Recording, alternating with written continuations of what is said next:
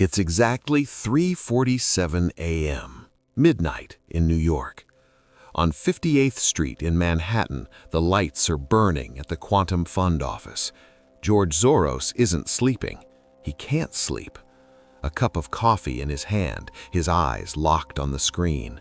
Numbers are dancing, currency pairs are flashing, the pound sterling is trembling, and Soros, he's smiling. Not the smile of a happy man, the smile of a hunter who's just spotted wounded prey. On his desk sits a single sheet of paper, written on it in thick black marker, "Go for the jugular." This isn't investment advice, this is a kill order. Because in less than 6 hours, when the London markets open, Soros is about to do something no private citizen has ever done in modern history. He's going to attack a country, not with bombs or soldiers, with money.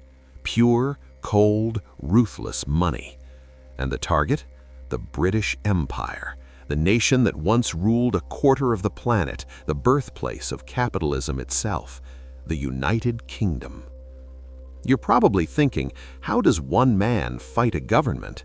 How does a hedge fund manager take on the Bank of England, an institution with centuries of history, billions in reserves, and the full power of the British state behind it? The answer's simple. You find the moment when the king is naked, when the empire is bluffing, when the government has chained itself to a policy it can't defend, and then you push hard. The chain around Britain's neck has a name, the exchange rate mechanism, the ERM. It sounds boring, it sounds technical, it sounds like something only economists care about.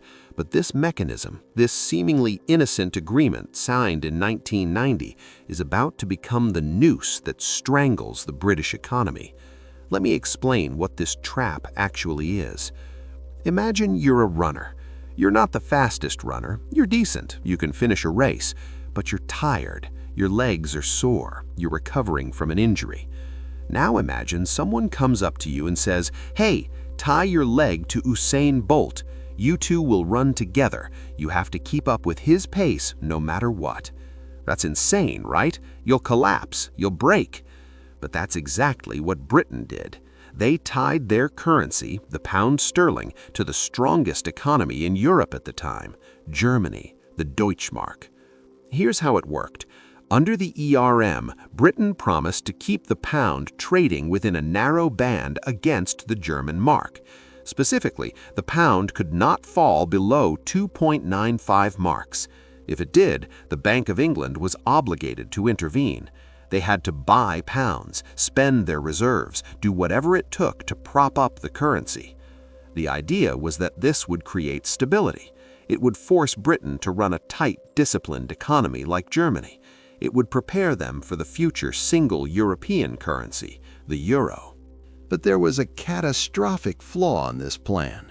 Britain and Germany were not the same. Their economies were not in sync. Germany was booming. They had just reunified.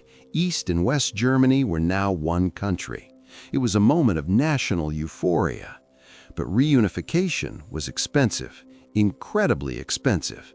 The German government was pouring billions into rebuilding the East. Infrastructure, factories, roads, schools. They were spending money like it was on fire. And when a government spends too much money, inflation appears. Prices start to rise. The economy overheats. So what does a responsible central bank do? It raises interest rates. Higher interest rates cool the economy. They make borrowing expensive. They slow things down. And that's exactly what the Bundesbank, the German central bank, did. They jacked up interest rates to control inflation. By the summer of 1992, German rates were sitting at a painful 10%. Now, here's the problem. Under the ERM, if Germany raises its interest rates, Britain has to raise its rates too. Why? Because if British rates are lower than German rates, investors will sell pounds and buy marks to get a better return. This selling pressure pushes the pound down, and if the pound falls below that 2.95 mark floor, Britain is in breach of the ERM.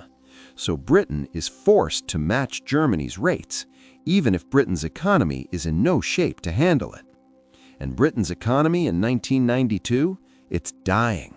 The country is in a recession. Unemployment is rising. Businesses are closing. Families can't pay their mortgages. The last thing Britain needs is high interest rates, which make borrowing even more expensive and strangle growth further. But they have no choice. They're handcuffed to Germany. The German economy is sprinting. The British economy is limping. And the handcuff is cutting into Britain's wrist, drawing blood. This is the setup. This is the trap. And George Soros sees it. He sees it with absolute clarity. While politicians in London are giving speeches about European solidarity and the importance of staying in the ERM, Soros is doing the math. And the math says Britain is finished.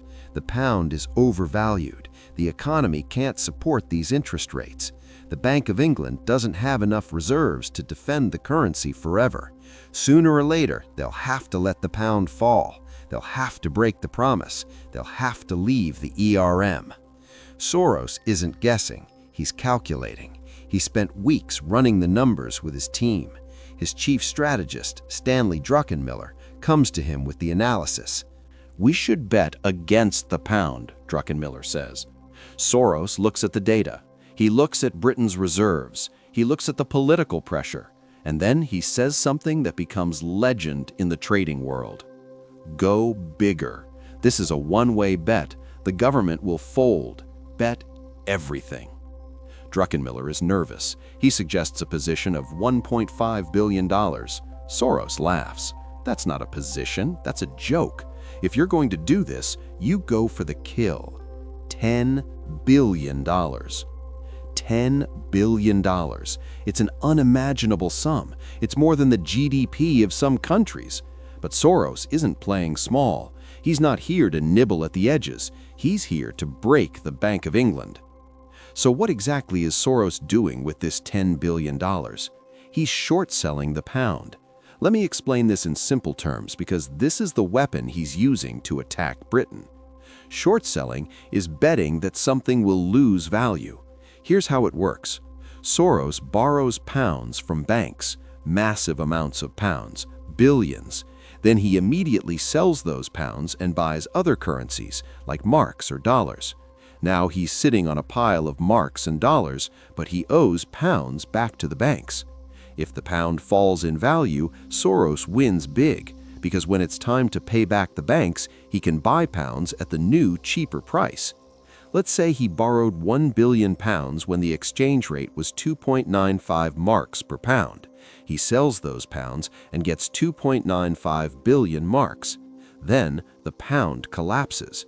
Now it's worth only 2.50 marks. Soros buys back 1 billion pounds, but it only costs him 2.5 billion marks. He returns the pounds to the bank and keeps the difference, 450 million marks in profit. Scale that up to $10 billion, and you're looking at a fortune.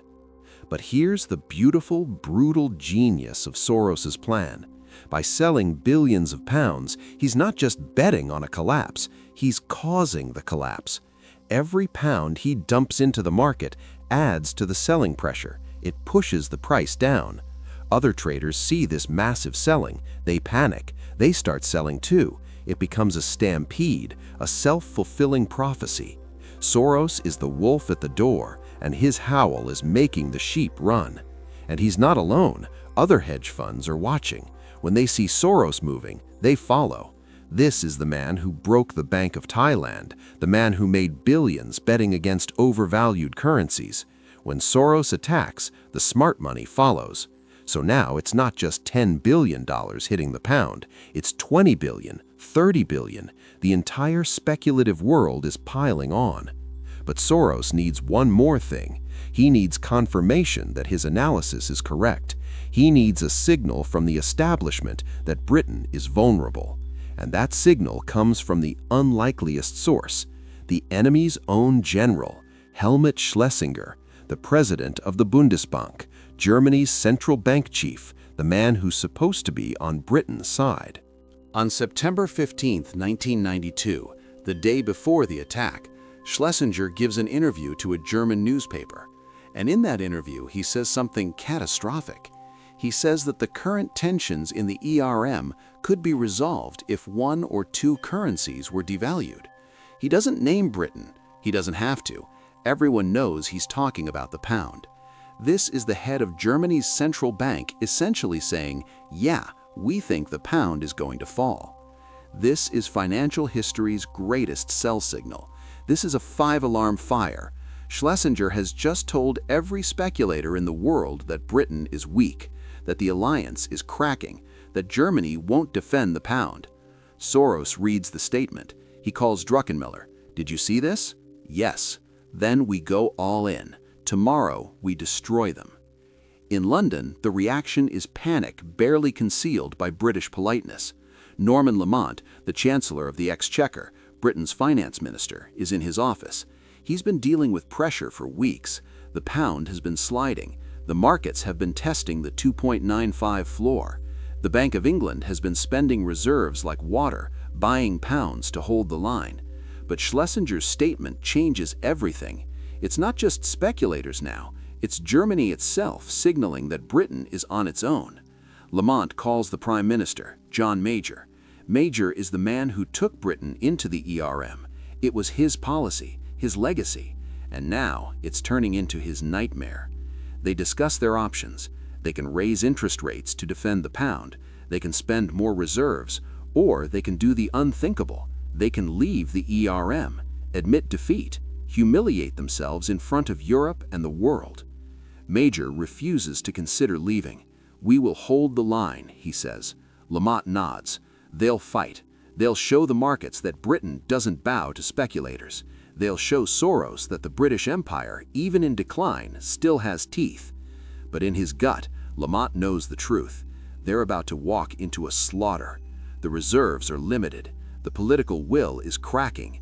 And the man on the other side of this fight, he's got $10 billion, ice in his veins, and nothing to lose. The clock ticks towards September 16th. In New York, Soros finishes his coffee. In London, the traders at the Bank of England are trying to sleep but can't. And somewhere in the cold electronic networks of the global financial system, billions of dollars are coiling like a spring, ready to unleash. The pound is about to die, and when the sun rises over London, the battle will begin. September 16th, 1992, 7 a.m., London. The sky over the city of London is gray and heavy. Rain is coming. The trading floor at the Bank of England is already buzzing. Phones are ringing before the markets even open. The dealers know what's coming. They've seen the overnight reports.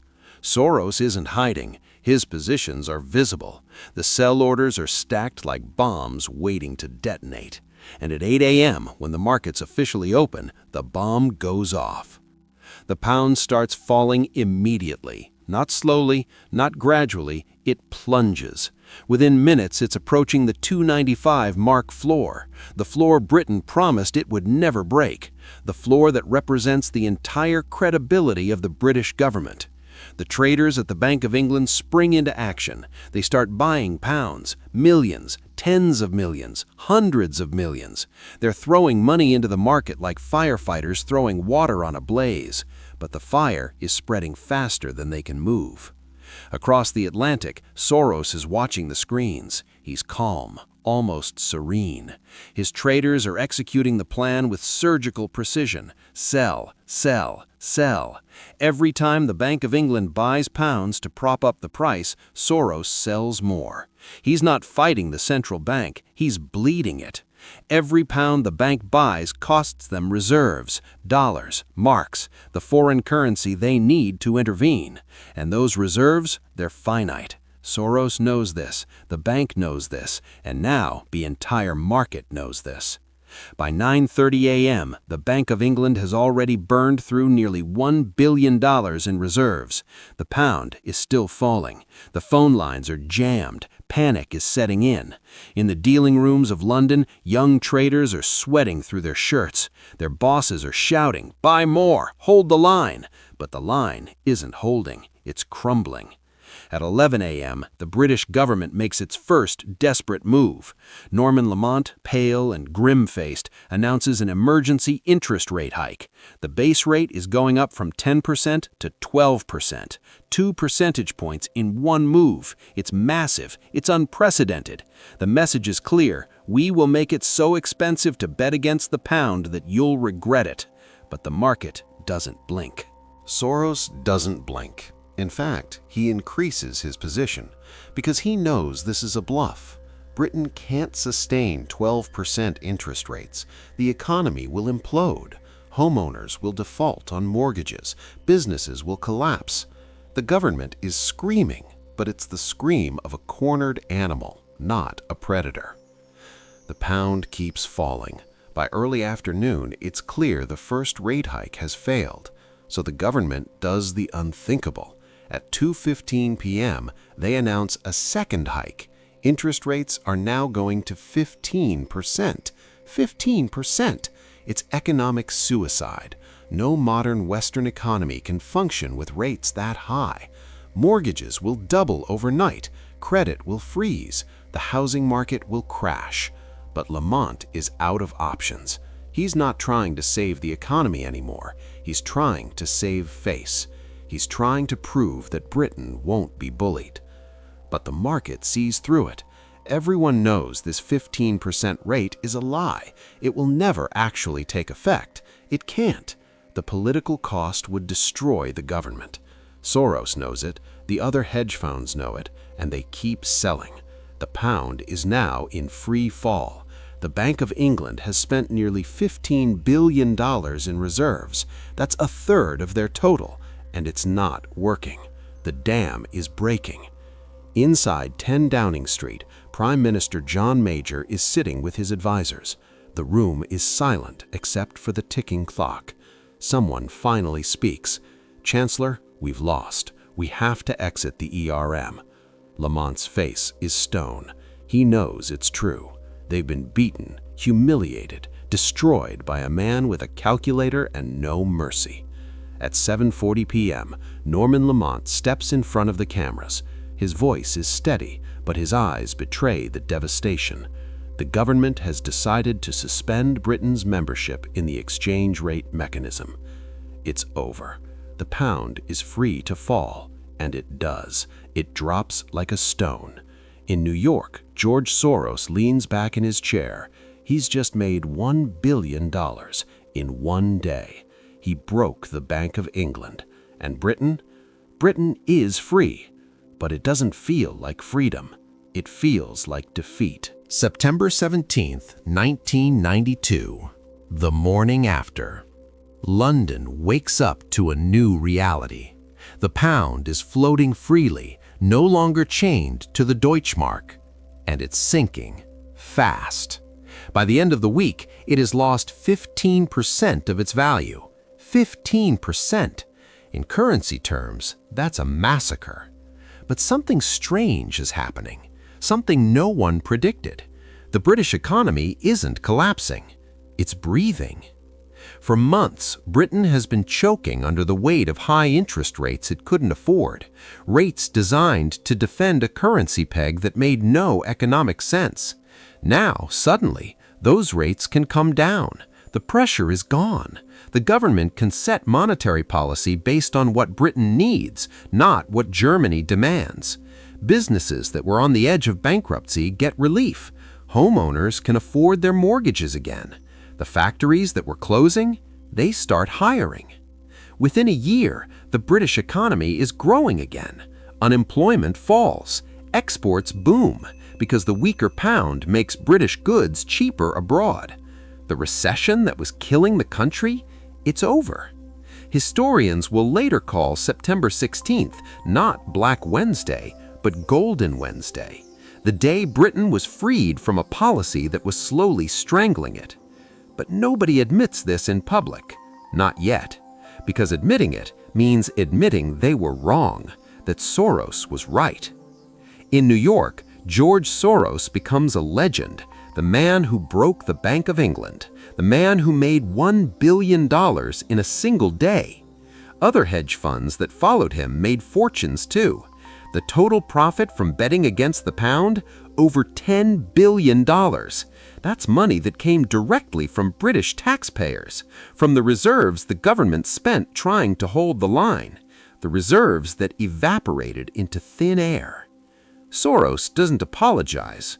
Why would he? He didn't create the problem. He just exposed it. The British government created the trap when they joined the ERM at an unrealistic exchange rate. They chained themselves to a policy they couldn't sustain. Soros simply recognized the mathematical reality and acted on it. In his view, he did Britain a favor. He forced them to face the truth, and the truth set them free, even if it hurt. But for the politicians, there's no redemption. Norman Lamont's career is over. John Major limps on as Prime Minister, but his authority is shattered. The Conservative Party, which prided itself on economic competence, has been exposed as incompetent. They spent billions of taxpayer money defending the indefensible, and they lost. The political fallout will haunt them for years. In the next election, they are wiped out. The lesson of Black Wednesday echoes through financial history. It's a lesson about the limits of government power, about what happens when policy collides with reality. Central banks are powerful. They have vast reserves. They can manipulate markets, but they can't defy mathematics. If a currency is overvalued and the fundamentals don't support it, the market will win. Always. It's not a matter of if, it's a matter of when. Soros proved that one man with enough capital and the right analysis can take on a nation-state and win. It terrified governments around the world. If Britain, with all its history and power, could be brought to its knees, who was safe? The answer? Nobody.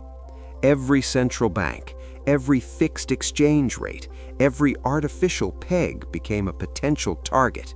The age of the speculator had arrived. Today, if you walk through the City of London, past the Bank of England's grand facade, the building looks the same, solid, eternal. But inside those walls, they remember.